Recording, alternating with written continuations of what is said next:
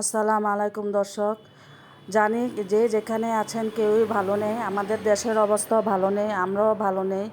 তো আমরা কুমিল্লা, ফেনী এবং নোয়াখালীর মানুষের অবস্থা খুবই খারাপ। তো আমার বড় বোন ফেনীতে থাকে। আজকে দুদিন ধরে ওনার সাথে কোনো যোগাযোগ করতে পারতেছি না। ওনার 3টা ছেলে মেয়ে নিয়ে, ছেলের বউ নিয়ে আপা দুলাভাই সবাই পানিতে আটকে আছে। কী অবস্থায় আছে, কেমন আছে জানি না। মনটা খুবই খারাপ। মানে রাত্রে হলে একদম ঘুম আসে না, ওনাদের অবস্থা কীরকম। আর চারিদিকে খবর শুনে কোনো কিছুই ভালো লাগে না, না খেতে ভালো লাগে, ঘুমাতে ভালো লাগে, কোনো কিছুতেই ভালো লাগে না।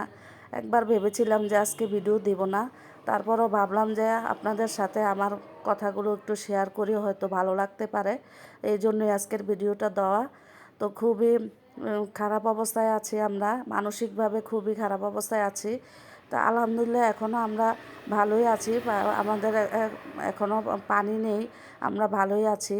তো আশেপাশের মানুষগুলো ভালো নেই, আমাদের আশেপাশে যারা আছে সবারই খুব খারাপ অবস্থা। তারপরে আমার হাজব্যান্ড গেছে 14 গ্রাম চিওরা, উনিও ওখানে গিয়ে পানিতে আটকা পড়ে আছে, ওনার সাথেও কোনো যোগাযোগ করতে পারতেছি না। ওখানে নেটওয়ার্ক নেই, কারেন্ট নেই, মানে খুবই খারাপ অবস্থা। তো উনি ওখানে ওনার এতিমখানা ছেলেদের নিয়ে আছে। তো মাঝে মাঝে একটু একটু খবর নিতে পারি যে আছে, পানি পানি উঠে গেছে বাড়িতে, তো আছে, তারপরও ভালোই আছে। এই খবরটা শুনে তারপর একটু স্বস্তি লাগে। তো আপনারা সবাই দোয়া করবেন, সবার জন্য দোয়া করবেন। ফেনী, কুমিল্লা, চাঁদপুরের যত মানুষ আছে পানিতে আটকা পড়ে আছে, বন্দি আছে, সবাইকে যেন আল্লাহ হেফাজত করে, কারো যেন কোনো ক্ষয়ক্ষতি না হয়। মানে সবার অবস্থা দেখে আমার খুবই খারাপ লাগে। কি করব না করব আমি নিজেও কোনো কিছু চিন্তা করে পারতেছি না। তারপরে আমাদের বাসার কাছ থেকে গোমতী নদী কোনো বেশি দূরে না, তো যে কোনো মুহূর্তে মানুষ বলছে যে বাঁধ ভেঙে যেতে পারে। পানি একদম টুবু হয়ে গেছে, রাস্তা থেকে অল্প কিছু দূরে পানি। তো এই জন্য নদীর অবস্থা খুবই খারাপ। তো রাত হলে এটাও চিন্তা করি কখন জানে পানি চলে আসে, এই ভয়েও ঘুমাতে পারি না। ছেলে মেয়েদেরকে নিয়ে, নাতিনকে নিয়ে খুবই একটা টেনশনে আছি। তো সবাই দোয়া করবেন, আল্লাহ যেন আমাদের সবাইকে হেফাজত করে। আর সবার জন্য সবাই দোয়াটাই আপনাদের সবচেয়ে বড় প্রয়োজন। আজকে এই বিপদের দিনে আপনাদের দোয়াটাই আমাদের জন্য সবচেয়ে বেশি প্রয়োজন। আর সেসব সন্তানদের জন্য দোয়া করি যারা এই বিপদের সময় এই বন্যার্ত মানুষদের উদ্ধার করার জন্য এত এত পানির মধ্যে দিয়েও আসতেছে।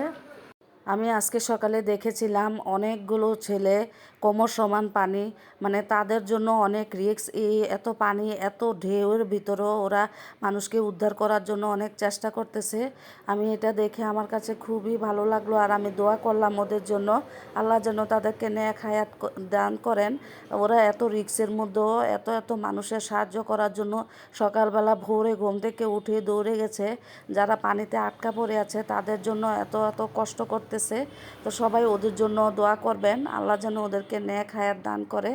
তো আর কি, মানে কি বলবো, ভিডিও কোনো কিছু নিয়ে কথা বলতে ইচ্ছা করছে না। তো চারিদিকের অবস্থা দেখে মন মানসিকতা খুবই খারাপ অবস্থায় আছি। আশেপাশের মানুষগুলো খুবই খারাপ অবস্থায় আছে। কালকে রাতে দেখলাম যে এক জায়গা দিয়ে পানি ছুটে অনেকগুলো গ্রাম ভেসে গেছে, এবং আমাদের অনেক পরিচিত মানুষও ওই গ্রামে আছে, ওরাও পানিতে আটকে আছে। তো আমাদের একজন পরিচিত, উনি যখন পানি ছুটে গেছে, ওনার একটা গরু 8 মাসের গর্ভে, তো ওই গরুটাকে নিয়ে কোনো রকমে উনি এই যে নদীর মধ্যে যে আইল আছে, আইলের উপরে উঠে সারা রাত বসে রয়েছে এই গরুটাকে নিয়ে। মানে এই অবস্থাটা যখন নিজের উপর দিয়ে কল্পনা করি, তখন মনে করি আলহামদুলিল্লাহ, আল্লাহ আমাদেরকে অনেক ভালো রেখেছেন, এবং আল্লাহ যেন সবাইকে হেফাজত করে, সবাইকে ভালো রাখে। আর কত মানুষ অনেক গরিব, ওরা মানে ঘরবাড়ি ভেঙে গেলেও অনেক কষ্টে থাকতে হবে। তো আজকে এখানেই শেষ করছি দর্শক, আর বেশি কথা বলবো না।